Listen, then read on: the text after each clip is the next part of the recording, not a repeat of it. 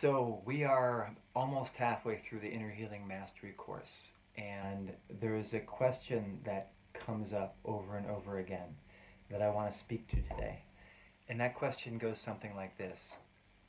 Doc, I've got this persistent physical pain, or maybe it's emotional distress, or a recurrent cycle of negative thinking, or maybe it's a combination of all three of those, which is what it usually is.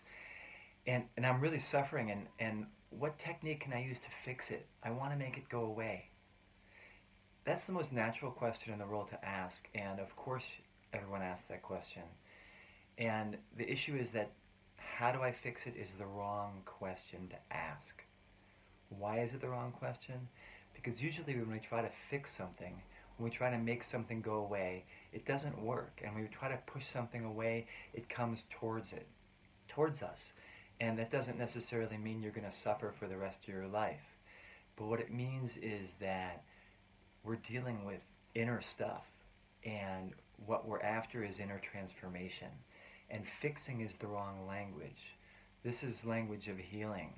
Healing is different than fixing. Healing comes from a place inside your own being that is much deeper than your desire to fix the problem.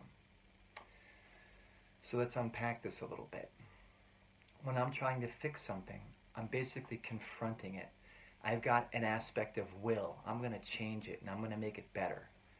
The issue is that the source of that will is usually coming from a place that's fearful or angry or sad or other negative mind state. There's a place inside of me that's just not okay with the issue. I have an issue with the issue, and that issue with the issue makes me want to fix it. And the trouble is, it's like at the same level. You know, there's an expression in the Talmud that says a prisoner can't let himself out of jail.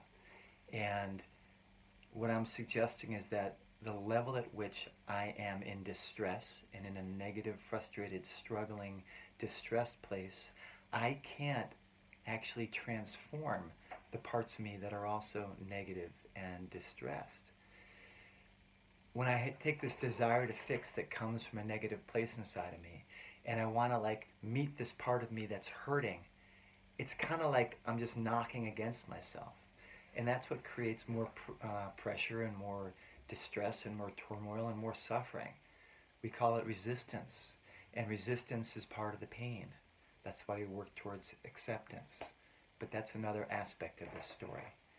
To give a metaphor that illustrates this, imagine you're standing there looking at a classroom, and you got a boy named Richie, and Richie's having some difficult problems. Things aren't so great at home. His brother beats up on him. He's kind of a miserable kid, and he is calling out for attention, and he makes a lot of noise, and he does all sorts of things in class that disrupt the class.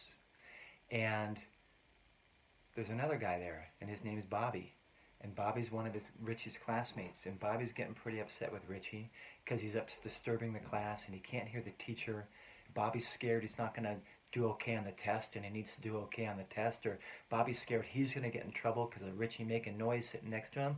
So he's upset with Richie. So he's like, Richie, what are you doing? And he starts to hassle Richie. Maybe he shoots spitballs at him. Maybe he dumps his books or pushes him up against the wall and threatens him. He's creating more disturbance. He's not fixing the problem. And that's what we do when we say, I want to fix it. Because part of me goes in there and pushes against it. And that makes it worse. And that's not healing. So it's a simple metaphor, but the principles I'm taught that are behind it are actually starting to be elucidated by modern neuroscience and behavioral neuroscience. And the same principles or same aspects are kind of explained by the model of our consciousness that our sages brought to help us understand this process of transformation and living a life that's more productive and giving and loving and connected to divinity. So we're not going to get conceptual here because I want to be very practical, but maybe we'll talk about the conceptual and the scientific aspects of that later. The simple thing, though, that I want you to do is make a shift, and make a shift from this notion of fixing with an agenda to make things different than they are, and shift to a healing metaphor. And the healing metaphor is a whole different approach. what I want you to do is become like the enlightened teacher in that classroom where Bobby and Richie are fighting with each other. Because the enlightened teacher is not confused by the pain and by the problems. The enlightened teacher is not lost in the drama. The enlightened teacher is actually a caring, mature person who sees these two boys and understands them and respects them and loves them. And that teacher is able to put boundaries on them that they can respect and appreciate. And that teacher is able to actually meet each one of them individually and recognize who they are and what they need and give them nourishment that is intellectual, emotional, spiritual, and that actually teaches those children to grow up. And then what you've got is a harmonious classroom. And so what we're doing in the class so far is developing the foundation to be that teacher. And what we're going to be doing going forward is to continue to learn tools to be that enlightened teacher and transform the classroom. So we talk in the course about being present to what comes up. And there's basically 3 steps that we've talked about, but I'll just name them to be clear. The first thing is we acknowledge or name what's going on. The second thing we do is we distinguish the physical from the emotional, from the mental aspects of it. We call that the triangle of awareness, because that's what's going on in all of those experiences. And the third thing we want to make sure we do is agree or accept what's happening. And those are the 3 steps. We agree to its existence in the moment. So first, let's break this open a little bit and open it up. First, we name it, right? When we label the thing, we want to give it an emotional tone that's helpful and productive. It's not so helpful if I say, here's that horrible experience, or here's that life-threatening thing going on, or here's that intolerable pain.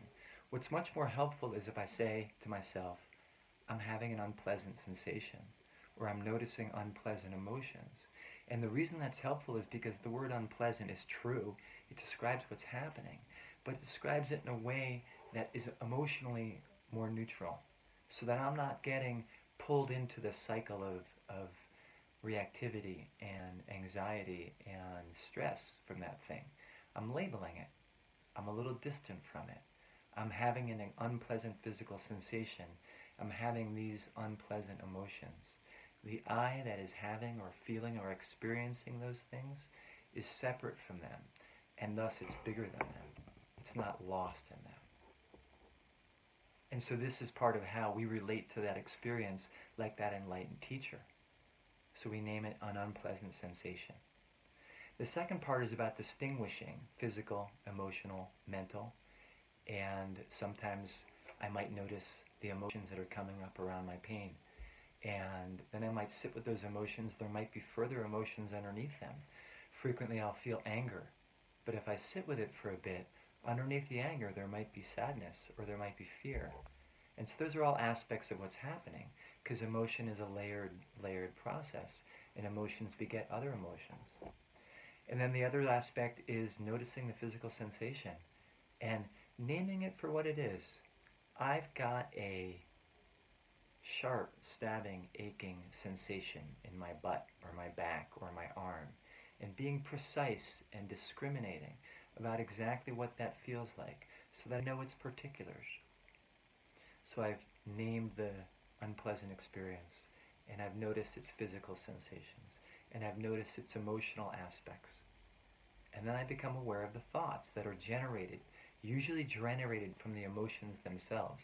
We'll talk about this at another point, but most of our thought processes are coming from our emotions.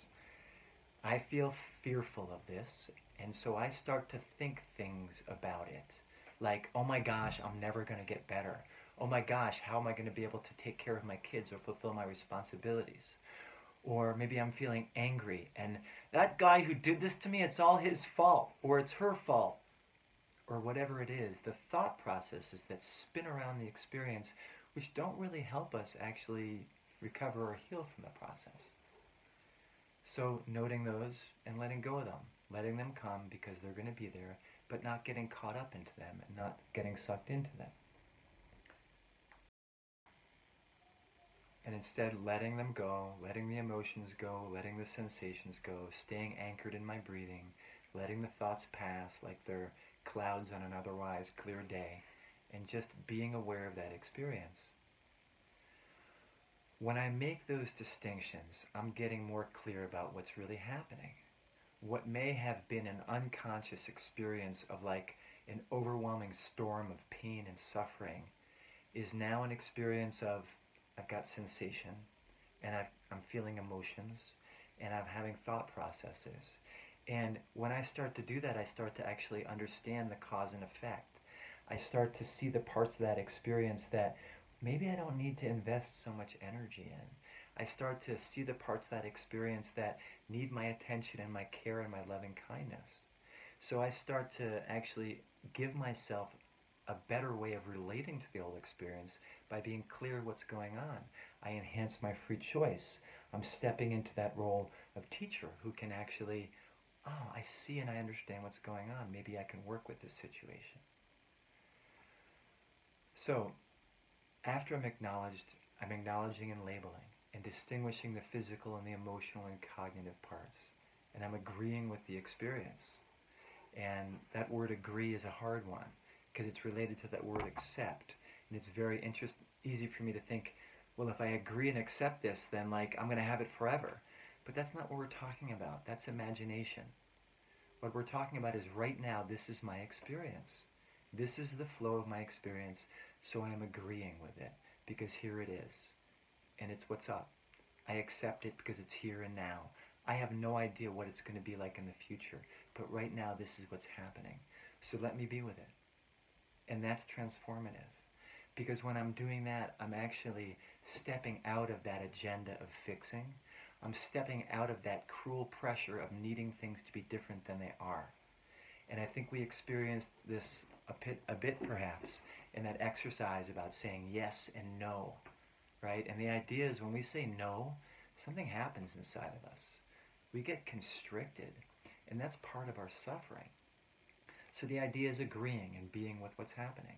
It doesn't mean agreeing that it's going to be forever, but agreeing, right now I'm experiencing intense physical sensation and it's unpleasant. Right now I'm experiencing emotions that are hard for me. Right now my thoughts are racing and they're negative thoughts, and I'm noticing that.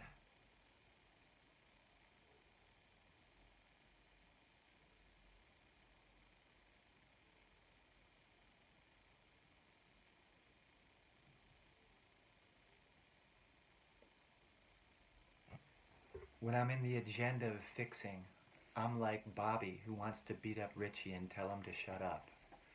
And when I agree, I let go of that a bit. I disidentify with being one of those little boys, and I identify more with that role of teacher who's able to see the situation as it is and work with it constructively. So during the course of doing these 3 steps, we also talked about sitting and staying anchored in the present moment. While we're labeling and noticing and distinguishing and agreeing, I'm sitting with my breathing.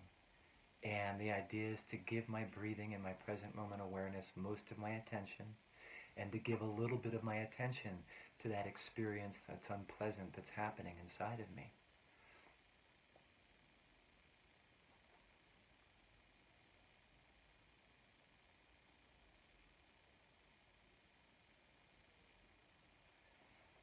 So I give it a little bit of my attention and I wait and I see what's happening. So to sum up, when I do these steps of acknowledging and distinguishing and agreeing, I'm actually shining light into a situation that was dark. I had this unconscious knot of stuff, and I'm bringing awareness into it, which opens it up so that I can see it. And what it also does is opens me up so that I can actually access a higher place in my mind and heart and actually shine more light and more consciousness into that challenging, difficult place. We shared a metaphor in the class of this stream of life experience flowing past, and how we sit on the riverbank and the stream is flowing past and I'm on the river bank and I'm noticing what's there, and there's unpleasant things floating down. There's garbage or there's junk that's floating in the river. Maybe it smells bad, but I'm sitting on the riverbank. I'm noticing it. I'm not getting sucked into the river. I'm with my breathing. I'm with my present moment experience. Sometimes the experience is so intense, or I slip up and my old habits come back and I become less conscious and I get sucked into the river. Maybe I'm staring at the problem that I'm having and I'm trying to fix it with my mind and I'm looking at it really intensely and I'm bringing an agenda, and because of that I'm generating muscle tension in my head because it's really Bobby pushing against Richie inside of me. And so creating more muscle tension, I generate more pain, and then I generate more emotion, and then I generate thoughts of like, oh my gosh, see, this doesn't work. And I have hopeless thoughts, and I'm sucked into the river, and I'm all soaking wet. So what then? Well, I pop out of the river, and my head is up.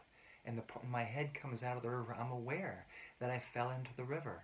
Wow, as soon as I'm aware, I'm actually on my way out. So I can like look and there's the riverbank and there's a branch and I grab the branch and I climb out of the river. It happens all the time. We fall, we fail, we're human. So I get out of the river and I go for a walk in the sun or sit on the bank and I dry off. And then I take my seat again and I start over. I notice if I feel ashamed or I start blaming and beating myself up because I'm not the perfect golden retriever. Because I'm human and human beings have all sorts of challenges and frailties, and we fail. And then we get up again. So we get up and we get back to the riverbank. So more recently in the course, we started developing this positive attention and intention in the heart to focus our attention on an image or feeling of ourself or someone else and sending positive intentions of love.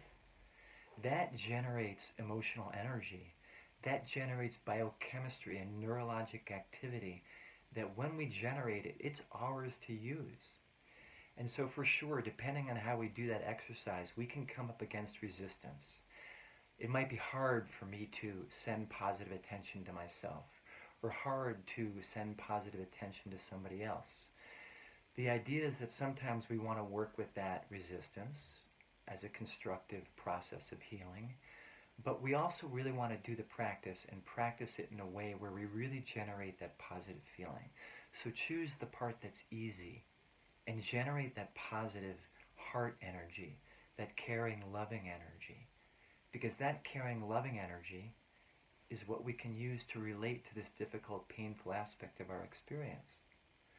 Pretty soon in the course, we're also going to go to a different level, and we're going to do some exercises to develop what you might call more of a divine loving energy. Exercises that open up our sort of mind, spiritual space and intention towards a connection to the divine, a connection to high qualities like possibility and higher intention and divine love and beauty. And that's another kind of energy of our mind-heart that has biochemistry and neurologic activity to it. So by developing this heart energy and this mind spiritual energy, what we've done is created a space on the riverbank that's even more stable and solid and also transformative. It's kind of like we've created a spa on the riverbank. So we're sitting there touching the painful experiences and seeing the smelly stuff in the river, but we're hanging out in pleasure. Pleasure transforms pain. And so the idea is that whether I'm just sitting in the moment with my breathing and my body awareness, or the sounds of the birds around me, or the smell of the flowers, or the sights, or whatever it is that gives me a positive feeling, or whether I'm generating loving kindness in my heart, or generating a loving connection to divine, I build that energy, and I dwell in that energy, and I give a little bit of my attention to that part of me that's painful, that's experiencing physical pain and experiencing emotional pain and experiencing those alienating thoughts. And what I'm doing in that spa by the river is I'm like that teacher who's actually maintaining his or her loving, caring, intelligent, wise, mature space and bringing it into relationship with those parts of myself that are feeling alienated and a lot of pain.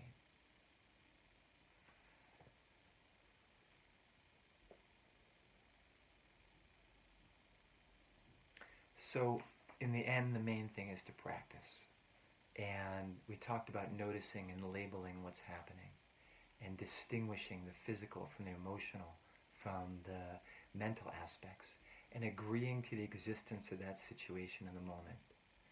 We talked about dwelling in a place that's stable and here and feels safe and good and potentially is even energized and empowered with the neurochemistry and neurobiology of joy and love and generosity and hopefulness that we can actually intentionally create.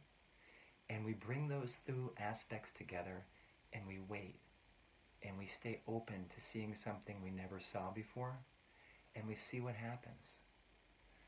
So that's a powerful process and it takes time to develop the skills. And it's normal to fall into the river and get out, to develop the skills again, to practice, to keep learning. It's a growth process. It's a learning process. It's a rewarding process. I encourage you to keep practicing and to see what happens.